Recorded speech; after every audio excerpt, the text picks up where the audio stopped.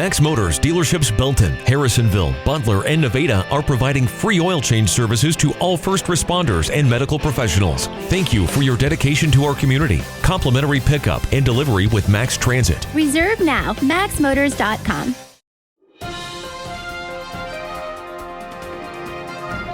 Nearly perfect April weather today and tomorrow. Your forecast is coming up. And by the way, soon you'll be able to see something new in the night sky. More on that a little bit later. With all that's going on, August seems like an eternity away, but it'll be here before you know it. And despite our current situation, we need to be thinking about the August primary. Here's who's running for what in our local races. For sheriff, Republican Chad Anderson, uncontested. Coroner, Republican Greg Mullinex, also uncontested. There are two in the running for Northern Commissioner, Republican Ken Mooney of Adrian and Democrat Alvin Griffin of Butler. For Southern Commissioner, it's Republican Trent Nelson and Democrat Larry Hacker, both of Ridge Hill. Democrat Jim Platt is running uncontested for Collector-Treasurer. There's four in the running for Assessor, including Republican Melissa Miller of Adrian, Republican Carl Bettles of Butler, Democrat Corbin Wainscott of Butler, and Democrat Curtis Coons of Butler. For Public Administrator, Democrat Brenda Duty of Adrian, and for Surveyor, Democrat William Lethco, also of Adrian. By the way, don't forget the Butler City Council will meet tonight. However, the session will be closed to the public. The meeting will be live streamed via Facebook on the City of Butler Facebook page starting at 7 p.m. Mid-America Live will also be sharing the feed on our Facebook page as well. Just a note, the park next to City Hall in Adrian is closed. However, as the weather gets better, we're encouraging everyone to get outside. The CDC has acknowledged that warmer weather could help this thing get better. So if you do go out to a local park, just maintain your distancing and have fun. So, what can you do to improve your overall health during these times? Research shows that most Americans have some type of vitamin deficiency, and although the FDA is rather hands-off when it comes to vitamins, it is commonly thought that making sure you're getting your daily dose of vitamin C and vitamin D sure won't hurt.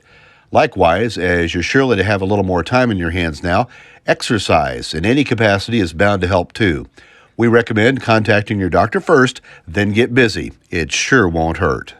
We mentioned earlier there'll be something new in the nighttime sky, a comet known as Atlas, which, by the way, is one of 94 comets discovered in the last year, which will pass by Earth and be quite visible sometime soon.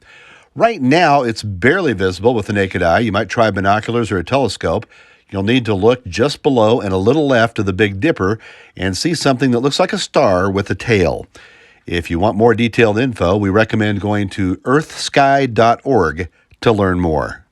Representative Patricia Pike says, following current health measures, which are now in place, members of the Missouri House of Representatives will return to the state capitol building tomorrow to approve a supplemental budget bill that will provide vital funding for the state's efforts to fight the spread of COVID-19. House members had approved a version of the bill with funding for coronavirus efforts before Congress had approved the federal stimulus package. The supplemental budget bill contains funding that will keep the state government functioning through the end of the fiscal year, which ends on June 30th. In addition to funding for the state's efforts to slow the spread of coronavirus, the bill contains funding for items ranging from early childhood education to services for seniors to enhanced access to care for uninsured children. The House and Senate plan to have the bill approved this week and on the governor's desk so it can be signed into law. And Governor Mike Parson says because of the severe impact of COVID-19, the state has seen its once healthy economic growth stagnate and is now expecting a significant revenue decline. In order to ensure the budget remains balanced and the state will have funds necessary to combat the spread of COVID-19, the governor announced $180 million in expenditure restrictions. These include funding for several departments, including the Department of Higher Education and Workforce Development, the Department of Transportation, the Office of Administration, Department of Natural Resources, and the Department of Economic Development, among others. The Judiciary and Secretary of State also work to identify savings in their own budgets that could also be restricted. The governor went on to say these actions are necessary to ensure the state can provide essential government services and be as prepared as possible to deal with the pandemic throughout the rest of the fiscal year. The governor's office anticipates the additional federal funding that will be contained in the supplemental budget bill will help the state deal with the projected shortfall. The governor's office is hopeful for an additional $315 million in federal funding this year to help. Well, I'm sure we could all use a little sunshine, and that's what we're going to get. Your forecast says sun, maybe a few scattered clouds today, high right around 80. About the same for tomorrow, maybe a little more windy. Slightly cooler then on Thursday, partly cloudy in mid-50s. Temperatures will slowly work their way back up Friday and into the weekend. Saturday and Sunday will be back in the low to mid-60s. Our next chance of rain comes the very first part of next week. That's your news for now. Stay safe. This is Mid-America Live News.